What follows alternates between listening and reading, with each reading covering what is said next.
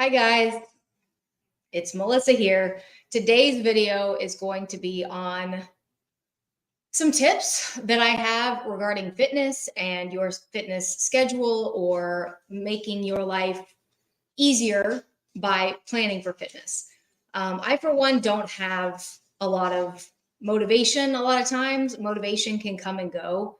Um, Habits will stay. So what I've noticed on my success is incorporating little changes into my habits and then consistently keeping them that way have made it so that my life is better when it comes to fitness and food and overall health. And for me personally, I struggle mentally with a lot of things, and being on top of my fitness and my nutrition is a game changer, a life changer, and it's just the stability I need to function. It's like a baseline of health in order so I can grow in different areas of my life. So, fitness and nutrition is extremely important to me.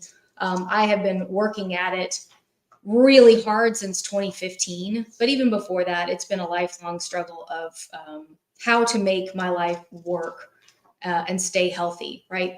It is not just being driven. I think, like I was saying, motivation can come and go. So I wanted to share a few things that will work long term. So even if you're in a bad mood and you don't want to go, you won't be able to get out of it because you will have set up these habits or these little disciplines that you do that are just second nature. They become like clockwork. So really, it's not as wow, that person's really fit. They must really be dedicated. Like, yes, but also they have done these little habits over and over and over again. So it's actually not as hard as it seems at a certain point, right? Okay, so number one, I wanted to talk about the time you wake up. How you wake up, when you wake up, and what you eat is everything. When you wake up, you want to wake up before other people. The gym does take a while. And if you are somebody who works or has children or has any kind of responsibilities, you're going to be hit pretty hard around 7:30 or 8 a.m. with the start of your day. People are going to need you. The phone is going to start ringing.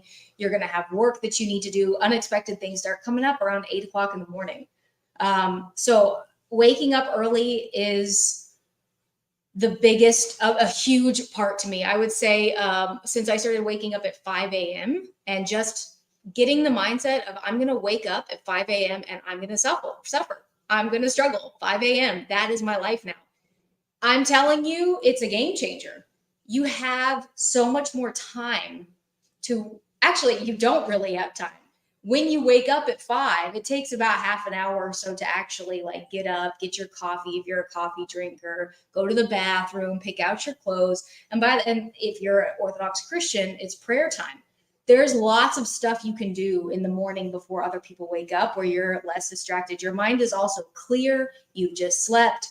Waking up at 5 or waking up earlier than you have been is a massive change. And what it does also is you're basically telling your own self that you're going to change something. You're going to take charge. You're going to take the harder route in life so that you can get things done. You're taking control.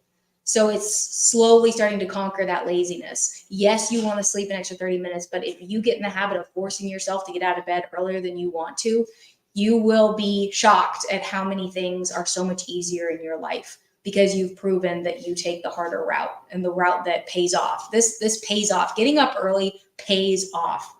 So wake up early. The second thing I would say is not to eat breakfast until you've done your cardio. So just like brushing your teeth in the morning, cardio and getting your heart rate up and getting your blood flowing, getting your mind right should be in your morning routine. I understand that it's not going to work like that for everybody. Some people are night workout people, but I am personally coming to you from my own experience in the last however many years of trying to get a routine that works long term, and working out in the morning and doing it every day is the only way I've found to be consistent. Things happen, like I said, in the middle of the day. People need you. work pops up, someone asks you out for dinner or whatever. Like, so if you've planned your workout later, there is a much lower chance you're actually going to execute on that. But if you start waking up early and you dedicate to go to the gym at a certain time, for me, mine is 7:30 in the morning, you'll go and it's going to be part of your life. And that's just what you do, just like brushing your teeth. And you won't feel like you're ready to go conquer the day until that's happened. So for me, the discipline of not eating before I work out has been great because I love eating. I love food. I can eat food all day and all night. So that has been really good and a motivator to get me to the gym so I can eat and get you there early. Also, fasted cardio is really good for your body. You're not trying to work off. There's nothing in your stomach that you're running through. So there's no hindrances to actually healing. When you're working out without anything in your system, your body's really healing where it needs to. Whereas if you've worked out, or excuse me, if you've eaten, it's trying to deal with that on the side. So fasted cardio is really awesome. So by the time you're done, you can have your breakfast. So that was number 2, was don't eat until after your cardio. So number 1 was wake up early. Number 2, don't eat until you do your cardio. And of course, that could be your full workout. But if you don't have time for a full-on workout, then at least like a 20-minute run or jumping jacks or something, like move your body, right? And what you eat is very important. So after you do your cardio, it needs to be protein and carbs or nothing at all. There's nothing wrong with fasting for breakfast. We eat way too much as a society, way too much. You don't need breakfast. But if you are doing muscles, if you're doing weightlifting, and if you're, doing intensive cardio, eat some protein and carbs. You can do a protein shake.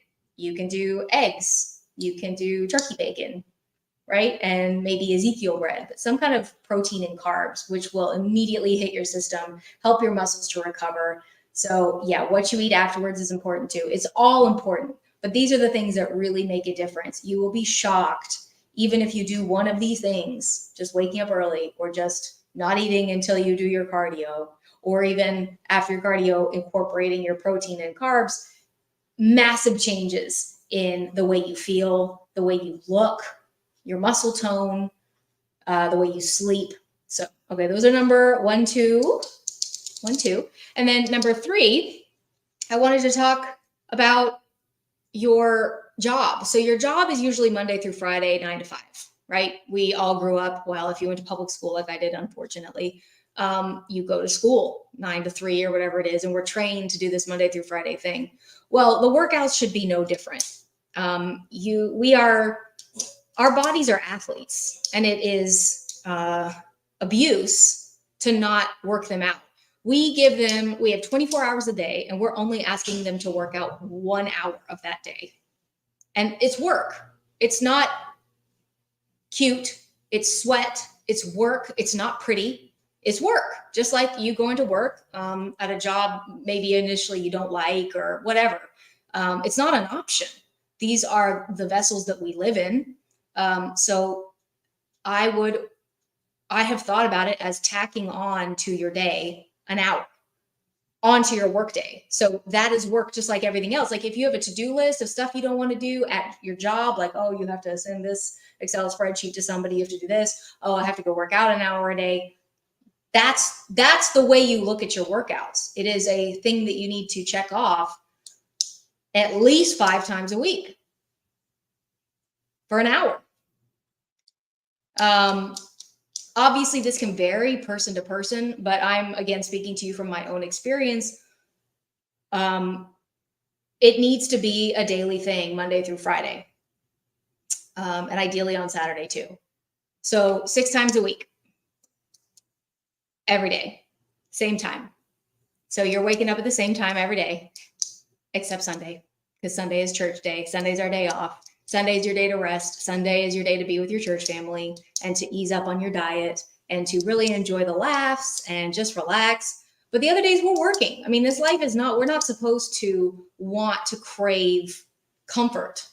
The more we can force ourselves to struggle, the better we are all around. If we can get used to waking up and struggling every day to start the day, that is going to make our lives easier. We're going to feel better. We're going to be mentally stronger. And we need to be mentally strong for those around us. I mean, the world is crashing down. It's losing its mind, but we are not going to do that, especially if you're Orthodox Christian. Even if you're not, this is a time where we really need to be strong in ourselves, not only for ourselves and our own mental well-being, but also for others. We do have an ability to affect others by our mood and the way we are. It's extremely important that we uphold our own self so we can support others and ourselves. So 6 times a week, you're working in the gym 1 hour a day, every day, 7:30 a.m. or whatever time you want. But yeah, the daily plan.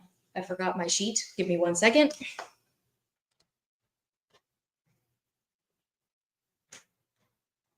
Okay, so what'll make it a little more interesting in the gym is every day to have a muscle group that you work on.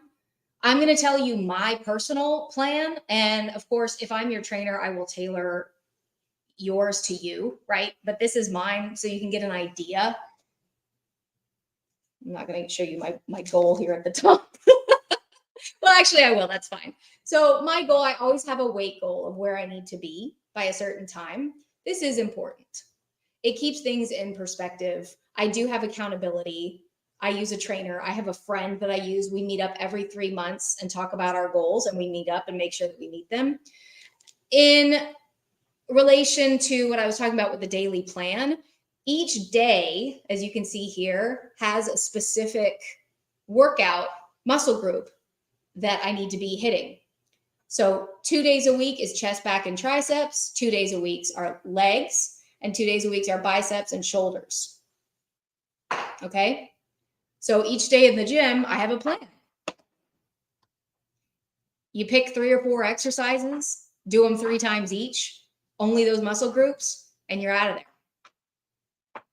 So that way you get the whole body within a week, and it keeps it interesting. And you don't have to know everything all at once. Like, well, how do I do my biceps? Like, how do I work out biceps? Well, if that's your only plan for today, like if you only have biceps and shoulders, you can Google bicep exercises, find one, you're good. Do you know what I mean? And then the next day, so it's a slow process of learning what you're doing at the gym, but it's a lifelong goal, routine, health journey. There's always something to learn. You're never going to know enough. You're never going to be good enough, but you're there. You show up and you do whatever it is that you are supposed to do to the best of your ability. And then you do it again tomorrow. So even if you feel like you don't know 100% what you're doing, you can do something, right? So that was number 4. So number 1 was wake up at the same time early every day. Number 2 was don't eat until after cardio or after your workout, protein and carbs. Number 3 was you're going to the gym every day, 6 times a week, just like a job. Number 4 is you have a plan, right? Every single time you go into the gym. And now I wanted to talk about the 5th point, which is calories and macros. So I am a huge fan of an app called MyFitnessPal. I think it's by Under Armour. And I know I'm going to get pushback for this, but I don't care. Counting your calories is really important. Counting your calories is really important. I'm going to say it again. Counting your calories is really important. Our society is overweight. And there's an inversion happening where they think being fit is sickly or unhealthy. So because so many people in society thinks it's normal to be overweight, when they see someone fit, they question that situation. They think it's normal to have sugar at every meal. They think it's normal to eat a huge plate of food 3 times a day. Society is not normal. Counting your calories, we need to be against the grain in order to be healthy. And for me personally, counting my calories for the last however long, since 2015 consistently, has saved my life on multiple occasions. And this app has been the best thing. And they're not paying me. It's a free app. You don't have to pay anything for it. So it's this little, I don't know if you can see it. You see that? Ooh, that little blue jumpy guy, MyFitnessPal. That was a terrible display, but anyway, it's called MyFitnessPal. And in it, you can track your calories. If you are, of course, your calories are going to be different depending on who you are. For me personally, I'm 5'2", 1,200 calories and below have been the ticket. There are days where they're over, obviously, not a lot of days where they're under because I love food. But 1,200, if that's consistent, you can maintain your weight. Again, I'm 5'2", so I'm shorter. But for girls, we don't, and I'm in my late 30s, so our metabolism isn't as fast. That's normal. We really don't need as much food as we think. And there's a lot of ways that you can get really high quality food where you're going to actually struggle to get calories, to feel like you've gotten enough calories. So does that make sense? Like chicken breast, for example, or a piece of Ezekiel bread, or eggs. Like an egg is 80 calories. Like how many eggs would it take for you to hit 1,200? You can actually, like, the more high quality food you get, you're going to notice that it actually fills you up, satiates you, and doesn't even hit 1,200 calories. Or it's much better. So, but this, just taking all that out, counting your calories is important. So you have an idea of what you're putting in your body every day, even if you think you know. The biggest thing I hear from people is, oh my gosh, no, it would give me so much anxiety to count my calories. And to that, I say, okay, well then continue with your weight problems, or don't complain to me, because I don't care. If you're too worried about anxiety with counting your calories, so be it. Then try something else. I'm not the trainer for you, because what has worked for me is having an idea of what I put in my body, just like a journal of anything. I mean, this is basic stuff. I understand if there's anxiety, but we got to grow up. This is something that we should be able to do as adults. Do you know what I mean? Is put down the food that we're putting into our body and look at it and not freak out. So if that is something that you're going to cry about, then I understand. I understand there are eating disorders. I do. So I'm not downplaying that this has been a thing. I think a lot of us, especially women, have grown up with a lot of pressure about what we eat and gone through massive calorie deficits or binges and then starvation. I get it. So yes, but I'm, again, preaching to a more healthy crowd, a more healthy, like, okay, we want to do this. We want to get to the point where we're able to maintain this lifestyle of writing down what we eat on a consistent basis and having that be something of a tool rather than a source of anxiety. So ideally, that's what we're going to shoot for. All right, so MyFitnessPal, you've got your 1,200 calories, right, that we logged down. So here's just, like, for example, what it looks like. You got your breakfast. Well, I don't know if you can see that. Breakfast. Is that gonna, no, well, lunch, dinner. Okay. Anyway, all right, so now I'm gonna talk about macros. So within that 1,200 calories, they're gonna give you a little, I don't know, oh, it's not showing up, is it? No. All right. It's going to give you a little circle, and it's going to divide your calories into protein, fat, and carbs. So ideally, with that 1,200 calories you're eating every day, 45%, we should aim for protein, 30% fat, and 25% carbs. With that mix and you working out, we're going to get healthy. We're going to feel good. We're going to look toned. Your body's going to be metabolizing your food. It's going to be happy, right? So this is ideally what we do. And with an app like MyFitnessPal, it'll do that for you. This is another reason why I think it's extremely important to track, is because you can get an idea of your macros. So even if you're doing 1,200 calories, but you're doing all pizza, you may lose, like, let's say you wanted to lose weight, you want to be the appropriate weight. You may lose weight, but you're not going to look great. You're going to look kind of puffy. You might have some acne, right? Because of all the dairy and the cheese and like the bad food does make a difference. So you may be like thinner but you're still not going to look great. If you start looking at your macros, right? Now we're gold medalists. So not only do we have our calories being counted, now we're also looking at what's in those calories. And that's where it gets really fun. That's when you start seeing real changes in the body. So not just the weight loss, but like muscle and tone, and you start feeling great. So those are macros. That's what I wanted to talk about too. I think that's it. Let me see the final couple things.